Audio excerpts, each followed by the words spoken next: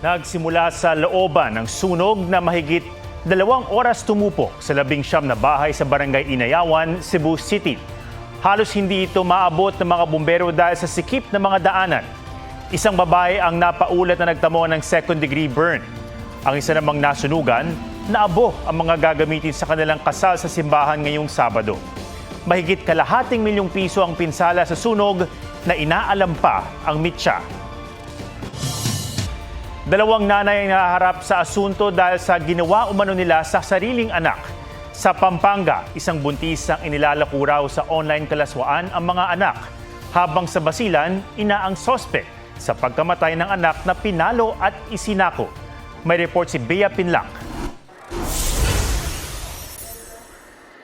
Sa kamay raw mismo ng kanyang nanay, pinalo at isinilid pa umano sa sako ang isang batang edad 6 sa Lamitan City, Basilan. Sa imbestigasyon ng pulisya, hindi raw nagpaalam ang bata na lalabas ng bahay. Kaya nang makita ito ng nanay, pinalo niya sir, tapos inuwi sa bahay, pagdating sa bahay,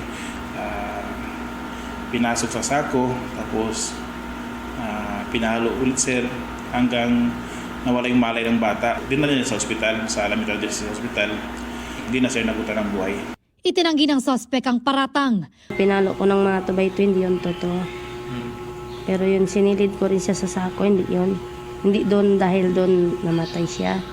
Daan na yun siya may sakit kasi pag magtiis siya ng magtiis siya pag nagugutom. Panganay sa 4 na magkakapatid ang namatay na bata. Nasa pangangalaga ngayon ng kanilang lola ang 3 pang anak ng sospek na sinampahan na ng reklamong parricide. Ma! Huwag pong ganun, ma! Ma! Ma! Mama! Mama! Mama, Papa! Ha? Binakuha po nila ako pa. Sa Mabalacat, Pampanga, nagsusumamo sa mga umaarestong pulis ang babaeng ito na 5 buwang buntis. Ibinibenta niya raw online ang mga sensitibong larawan at video ng ilang menor de edad, kabilang ang 3 taong gulang na anak niyang babae. Kinuha na ng DSWD ang bata. Yung 3-year-old na victim natin ay inaalok through online yung mga malalaswang video at larawan ng kanyang ina na ito yung suspect natin. Ito yung mga nude pictures nilang mag-ina. Na madalas niya ibigay is yung kanyang sariling anak. And then nung nalaman niya na good payer kami, sa kanya in-offer yung other minors. Hindi pinalaga ng mga magulang ng suspect ang pagdakip sa kanya. Tama yan! Sige! Mama! Ano ang desisyon nyo? Huwag niyo po Kasi ako, dadaan. anak ko yan, upod ng tigas ng ulo. Nirescue din ng mga otoridad ang 14 anyos na kapatid na babae ng suspect na biktima rin. Patuloy ang pagsagip sa iba pang kaanak ng suspect na posibleng ibinugaw niya rin online. Ayon sa pulisya, mga dayuhan daw ang parokyano ng suspect at hindi bababa sa 2,000 piso ang singil niya. Nahaharap siya sa reklamong online sexual abuse and exploitation of children at trafficking in persons kaugnay sa Cybercrime Prevention Act. Hindi nagbigay ng pahayag ang suspect, pero ang dahilan niya raw sa mga pulis, To demand for their basic needs, lalo na 3 years old lang yung bata at siya ay 5 months na pregnant. Bea Pinlac, nagbabalita para sa GMA Integrated News. 7 magvo-volunteer sana sa tree planting activity ang nadisgrasya sa Silay City, Negros Occidental. Tinakpan ng dahon ng saging ang mga labi ng 7. 3 sa kanila ay senior citizens. 6 ang kritikal at 11 ang inoobserbahan pa sa ospital, kabilang sa mga sugatan ang driver. Batay sa paunang investigasyon ng Silay City Police, nawala ng kontrol ang sinasakay nilang mini dump truck pagdating sa kurbadang bahagi ng kalsada. Tumagilid ang truck at nahulog ang mga sakay. Sabi naman ng isa sa mga sakay ng truck, may problema na ang sasakyan bago pa madisgrasya. Ayon sa Silay City LGU, tauhan nila ang ilan sa mga biktima. Tututukan daw nila ang investigasyon na tutulong sa mga kaanak ng mga biktima. Hamon sa ilang mag-aaral sa Mindanao ang masamang panahon. Meron sa kanilang buwis-buhay sa pagtawid sa ilog para lang makapasok sa paaralan. Ang iba nga, gumagamit ng salbabida. May report si Bernadette Reyes. Malaking sakripisyo sa mga estudyanteng yan ang pagtawid ng ilog sa Midsalip, Zamboanga del Sur. Ang ilang maliliit binubuhat ng mga nakatatanda. Ganito lagi sila papunta at pauwi mula paaralan. Mas mahirap kung ganitong tumaas ang tubig. Tinatalakay na raw ng lokal na pamahalaan kung paano ito matutugunan. Sa Davao City, may baong salbabida ang ilang estudyante para tumawid sa Davao River. Ayon sa ina ng mga bata, kahit hindi umuulan, ganito ang sitwasyon nila dahil wala raw silang madaan ng tulay. Ito ang hiling nila sa lokal na pamahalaan. Sinusubukan pang hinga ng tugon ng LGU. Sa ilog din tumatawid ang mga estudyante at guro sa South Upi, Maguindanao del Sur. Swerte na raw kung may mapadaang kabayo at makasakay sila. Kwento ng isang guro na sira ng malalakas na ulan ang kanilang kawayang tulay. Kaya hiling nila sa mga otoridad na mapagawa ito. Patuloy naming hinihingan ng reaksyon ng LGU. Ang problema naman ng mga guro at mag-aaral sa Tintinan Integrated School sa Tintinan Island, Ubay, Bohol, binabaha ang paaralan tuwing high tide. Binabantayan ng mga guro na hindi mapadpad ang mga mag-aaral sa likuran na may malalim na bahagi. Nag-inspeksyon doon ang public school supervisor. Sa Vintar, Ilocos Norte, tuluyan ng umapaw ang tubig sa spillway. Perwisyo ito sa mga motorista. Kailangan tuloy buhati ng ilang motorsiklo para makatawid. May 7 namang mangingisdang stranded sa ilog ang nasagip. Ayon sa mga rumesponding tauhan ng MDR, MO at BFP, inabutan sila ng biglaang pagtaas ng tubig. Bernadette Reyes, nagbabalita para sa GMA Integrated News. Rodrigo Roa Duterte.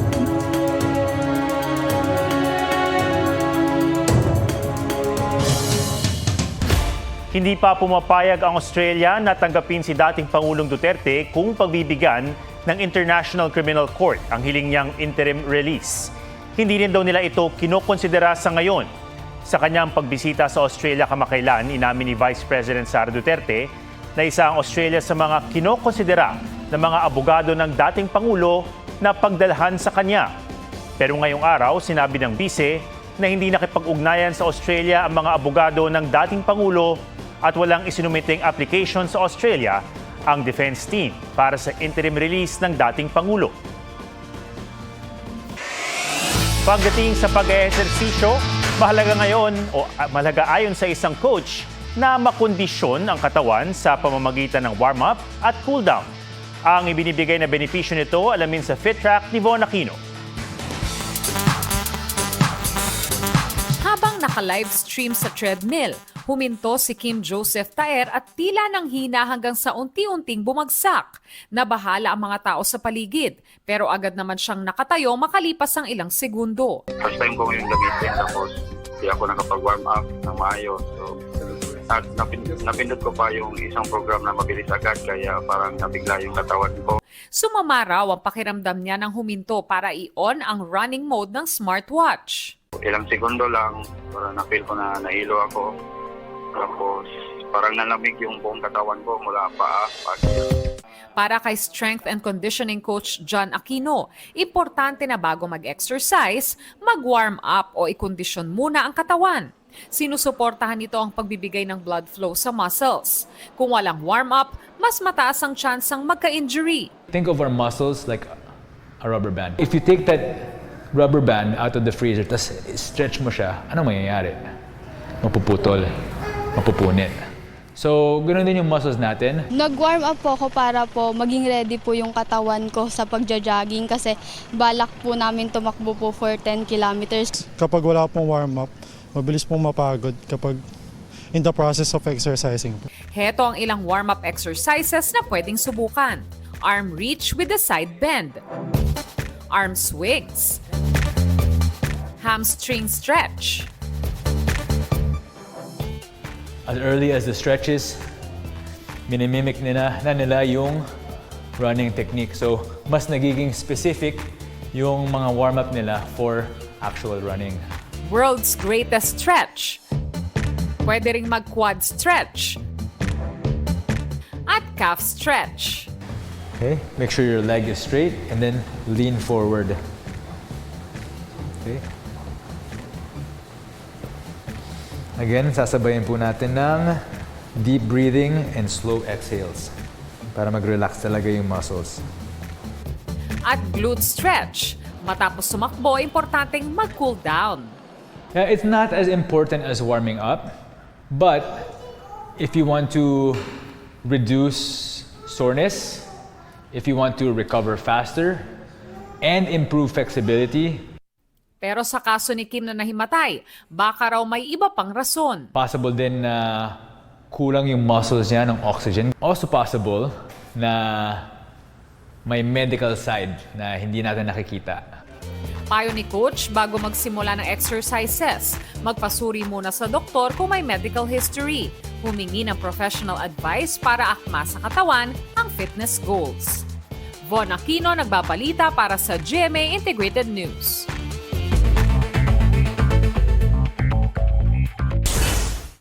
Tatlong suspect sa pagnanakaw ng kawad ng mga kamera para sa NCAP o No Contact Apprehension Policy nasa kote. Huli sa akto ang mga suspect sa pagbaklas ng kawad ng mga CCTV camera sa EDSA Guadalupe Overpass nang bumalik sila 5 araw matapos ang unang pagnanakaw.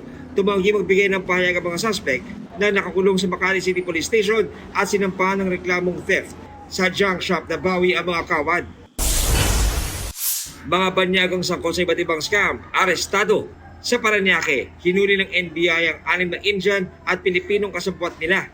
Ayon sa complainant, nagsangla siya ng sasakyan sa halagang 70,000 pesos pero nirentahan umano ito ng Pilipinong suspect at isinanla sa mga Indian.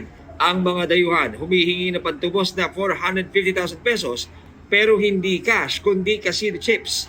Ayon sa isang Indian na suspect, 200,000 pesos lang daw ang hinihingi niyang pantubos. Ang naarestong Pinoy naman, labis daw na nagsisisi. Sa hiwalay na operasyon, arestado ang 7 na Koreanong sangkot umano sa online credit scam na mga Koreano rin ang biktima. Kumpiskado ang mga computer, gadget at script na ginamit nila sa online panloloko. Tumanggi magbigay ng pahayag ang mga inarestong Koreano.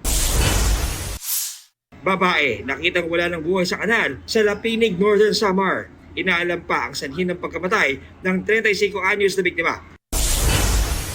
Sa Albuera, Leyte, pinagbabaril ang isang lalaking naghatid ng anak sa eskwelahan. Tinutugis ng pulisya ang suspect at inaalam ang motibo.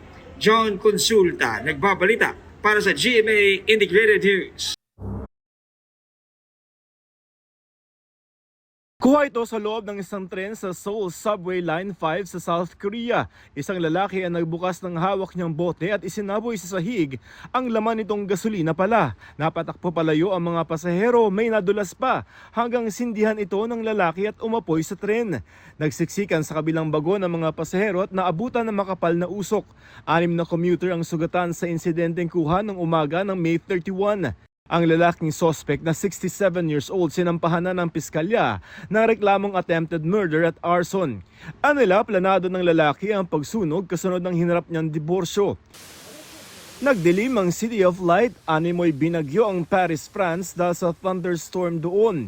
Ang Eiffel Tower tila naburada sa kapal ng mga ulap at matinding buhos ng ulan. Kahit ang sesyon sa French Parliament saglit na nasuspinde. Je viens de le voir, Monsieur le Premier ministre. On m'avait dit que l'hémicycle était étanche, mais visiblement...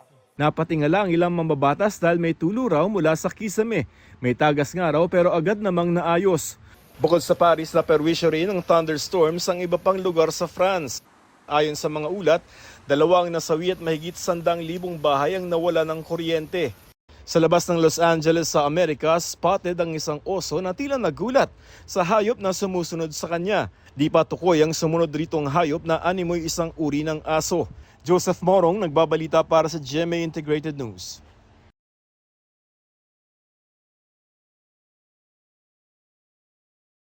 Nanguna agad sa rankings ang bagong lunsad na podcast ng 24 Oras. Wala pang isang linggo mula nang i-launch ito, number 1 na ang 24 Oras podcast sa news category ng Apple Podcasts sa Pilipinas. Number 2 naman ito across all categories. Nitong Lunes, June 23, inilunsad ang podcast para manatili kayong informed on the go sa mga balita ng 24 Oras at 24 Oras Weekend.